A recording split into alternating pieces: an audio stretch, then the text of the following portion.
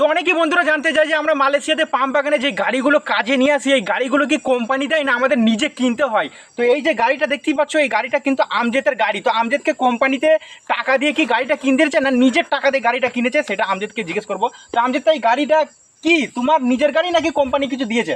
এই গাড়িটা হচ্ছে আমি নিজের টাকা দিয়ে কিনেছি। গাড়িটা মালয়েশিয়ার হচ্ছে 2200 রিঙ্গিত টাকা দিয়ে আমি নিজের টাকাতে গাড়ি কিনেছি। আবার সব কিছু আমার নিজের থেকেই কিনেছি গাড়িটা আমি। তাহলে বুঝতেই পারছো কোম্পানি আমাদের দেয় 2200 না। রিঙ্গিত মালয়েশিয়ান টাকা 2200 রিঙ্গিত দিয়ে এই গাড়িটা কিনেছে। প্রায় ইন্ডিয়ান টাকা আমি বলে দিই 44,000 টাকা এই বাইকটার দাম। তো বাইকটা দেখে নাও কেমন।